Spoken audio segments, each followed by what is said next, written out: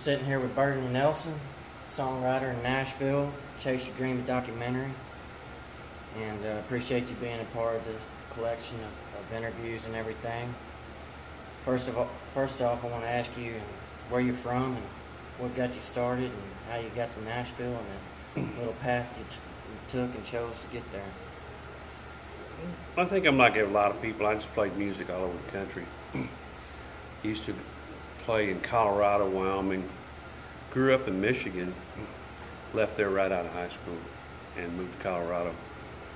Played all over out there, Wyoming, Montana, and had a couple people that believed in me, and they sent some cassettes to people. Those people reached out to me and started off in Muscle Shoals, Alabama, down in Wishbone Studios with a kid named Mac McAnally and another guy named Robert Byrne. Yeah. And they produced me and they introduced me to songwriting, and then I moved to Nashville in '84. Wrote for a little company called MCA Music. Yeah. We had about 5 writers, a guy named Don Schlitz, Dave Loggins, Russell Smith from The Amazing Rhythm Aces, and Lisa Silvers and J.D. Martin. That was about it over there. And Jerry Crutchfield was running the show, and he was producing Tanya and the Oak Ridge Boys and Lee Greenwood. So we were right in the thick of it at the time. Some great big names nowadays. Yeah, it was cool because Don Schlitz hadn't really been co-writing, and so he started writing with Loggins, and they wrote Roll on 18-Wheeler and 40-Hour Week for a Living, and stuff like that. And Don started writing with Paul Overstreet back then, Yeah. playing the Bluebird a lot back then with Schlitz and Overstreet and No Block and Schuyler. And Paul and Don sat in these little rooms and wrote On the Other Hand, Deeper in the Holler, and Love Without Any Man and stuff like that. It's a good place to be. Yeah, yeah. So you was right there kind of in the beginning of a lot of people's start of their careers as well as their writing careers. Yeah, careers, writers, careers for artists and stuff. And Randy Trayrick was washing dishes at the Palace back then. Yeah. And I remember when they pitched On the Other Hand to Randy Trayrick, Overstreet and Schlitz weren't all that happy about it because they were hoping to get a George Strait or a Conway cut out of it, you know. Mm-hmm. Randy Travis wasn't much of a household name yet. And of course, the first time that song came out, it only went to 52 on the charts. And that just made Don all the madder. Yeah. A little while later, they re-released it, of course, and went to number 2. Yeah. So. It's definitely a great hit now. History. What's some of the accomplishments and songs that you've had your hands in and credited with? You know, I've had an amazingly fair amount of big artists cut my songs. I'm not sure why. I'm just blessed. And some of my heroes, Conway Twitty, Chris Christopherson, the Nitty Gritty Dirt Band, people like that. And then some new people who, you know, over time became big people. Kenny Chesney, Yeah. Trace Atkins, Montgomery Gentry, people like that, Chris Ledoux, you know, Yeah. cool stuff. Right. And what was it feeling like when you got some of your accomplishments and that you set out to go and you finally had that happen in your life? I think it makes you, gives you good footing, you know, getting your first few cuts and your first few hits and stuff. You definitely feel like you're doing the right thing and you're headed in the right direction. I would assume it's like getting the starting job as a quarterback, and you realize, okay, it's my team, we can do it this way now. So you start writing your songs the way you want to write them, or the way that you think that they're working, you know.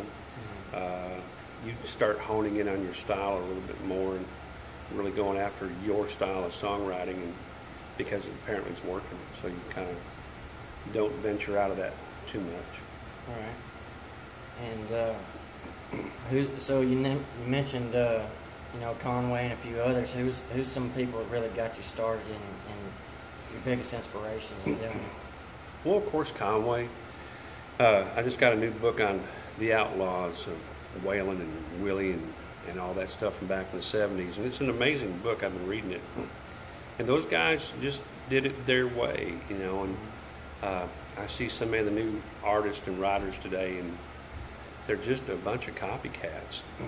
And I think that they're talented people, and they obviously have some success, but they don't stand out. There's not a lot of people that really stand out. The Eric Churches and the Dirks Bentley today, I think, are the new outlaws. Yeah. But people like Waylon, of course, the Eagles. I grew up, like I said, in Michigan, so Bob Seger, and Grand Funk Railroad were a big part of my inspiration. Merle Haggard, and Hank Williams.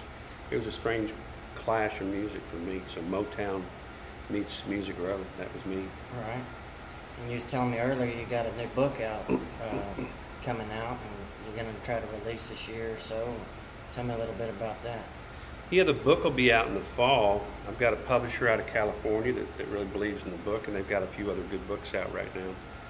And it's just about the history of the songs, the magic, the grace of God that it takes for a song to go from an idea to become a classic on country radio. There's no one of those songs ever just got written and got recorded and went to #1 just like that. Right. So there's always a pretty interesting story, and a lot of them are proof that God has definitely a hand in the music business, and that without His grace, a song just sits there. So I've seen it happen so many times.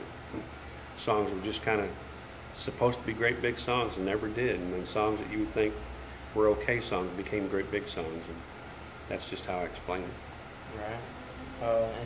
And what's kind of the process from the time you sit down the day one, write the song, all the way to getting a big hit cut? Well, songwriting, I guess like any other craft, you want to get better at it, so you start editing and correcting and all that stuff, and once you think you've got the song right, then you go record it the best way you can. Sometimes for me it's just a guitar vocal. Other times it's going in with a big band and tracking it and trying to get somebody's ear. Then either I'll pitch it or I'll get somebody else to pitch it around. And we get it recorded, and then it's pretty much out of our hands, you know. And then the producer, the record label, all of them have to figure out what they want to do with it.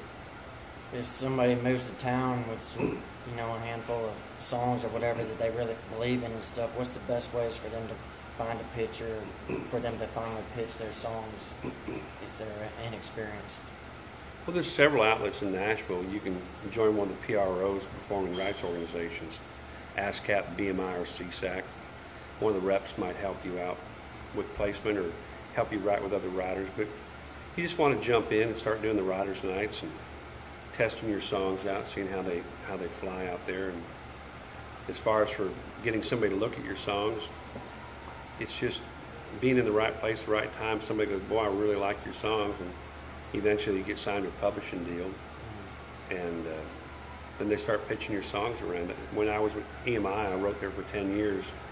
The nice thing about it was that I could look on the board and see who was coming in that day to look for songs, and I could go make up a list of songs that I wanted to pitch that day to that particular artist, so I was ready for them. So, being prepared and kind of changing your strategy and stuff definitely helps. Huh? Yeah, I think do your homework. I mean, listen to what's on the radio with that particular artist, but go deep into the record and see what he recorded. See what didn't make radio, and I'll bet you'll find out that that's the song they really liked the best. Some of those songs that they cut, the record label wouldn't let them put it out at the time because maybe it was just too deep of a song, and at the time the current trend was fluffy, painted on blue jeans type songs. But do your research into that artist. Find out, what Kip Moore really likes to record. Try to find out what kind of stuff they listen to, and then kind of judge what you think they might want to do for the next record. Obviously, if they've got 4 or 5 pickup truck songs, or Kenny Chesney's got 3 or 4 beach songs, you don't need to pitch more beach songs. So find something that's out of the box for them, that's just where they go, wow. I think I've always told people your chances are one of two. One is shock and awe, and the other one is life-changing. So life-changing would be House That Built Me, and I Can't Make You Love Me, songs like that. I Hope You Dance. And shock and awe is Red Solo Cup, and Achy Breaky Heart and Honky Tonk Badonkadonk. Those are shock and awe type of songs. So both of them sell really well. So you have to put the bait on the hook the best way you can. That's definitely out of the box songs there that you mentioned. Breakfast of Champions. Good old Tennessee soda. And what would you change about your career if you could go back from day one, knowing that what you know now to back in your day? Well, now I'm pursuing more of an artist career, and I wouldn't have started it any sooner. Even though, it's always nice to have a run at it when you're younger. Right. But I didn't have the sound, I didn't have the songs I have now, and so now I have something to say, and I have a way to do it. So that's what I'm doing. If I could change anything different, I would pay more attention to the business part of it. It's really important because those record contracts and those publishing contracts, there's some serious information there you need to know about. How do you recoup your publisher? Auditing your publisher, auditing ASCAP BMI. It's music business. It's not just music, it's business. So all that stuff. Just if you're a writer, then by all means you need to be writing a lot more. I probably, in the 10 years of EMI, I think I wrote 700 songs. But in 2010, I wrote close to 300 songs. So that tells me that somewhere in there I was slacking a little bit. And I think once you get comfortable with getting this cut or that cut, you might back off a little bit. But I think that if you write 1 or 2 songs a day, I think you're in a good place. Now, sometimes I talk to some writers and stuff, and they're so worried about going and putting their stuff out there before it's copyrighted or anything like that. What do you feel is the importance of copyrighting in music? Well, you can't steal a title. You can't copyright a title. And I've had song titles taken from me and other people writing them turned out to be big songs. But, if you take that song and you put it on an MP3 and you email it to your mom, you're pretty well covered. We didn't have that back in the day, so I don't have anything copywritten until it goes to a record label. Right. Once it goes on for copyright information on the record label, then that's all you have to do. But as far as for protecting yourself, just email a copy of the song to your brother, yourself, your mom, whatever, and then you've got proof that you wrote that song on that date, or at least you had that song around back then. Yeah. And that proof has won a couple lawsuits that I know about that went down as really big lawsuits where they actually started writing a song together, and for whatever reason they ended up writing the song with somebody else and left this one person out of it. They had the proof that they started writing that song together, and they were contractually obliged to allow him back in on the money. And you was talking about, that when songwriters aren't guaranteed a check for pension and stuff like that, it's kind of as you take it as they come and stuff. What's some other ways that you can be prepared, for longevity and being an artist and a songwriter? Marry an accountant, marry a nurse. Yeah. I think everybody in the creative world has a side hobby or side thing that they love. But if you make money, invest it. I invested all my money in cowboy boots and a log house, and somebody else has most of that stuff now. Yeah. But, so many of the songwriters that I know that have had 2 or 3 number ones, and now they're struggling. They didn't buy real estate, or they made bad choices and stuff. But remember, it's a business. If you can look at it that way from day one and live within your means, if you're making $100,000 a year, then you can live on $40,000 a year. I promise you. So that's the best way to go with that thing. We all want to go out and buy new pickup trucks and new guitars and stuff. And I think when you've got enough money where it's not going to go away for a while, maybe that's a good time to look at all that. So. Yeah. So money management is kind of the best.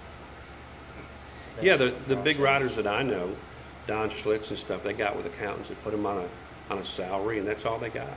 And to this day, they've still got plenty of that money to go around. Yeah, it's good to have a backup. Well, I appreciate your time and everything. Is there anything else you'd like to? Yeah, I think that as writers, you have to take the filters off. You can't go, well, the market says it's bro country.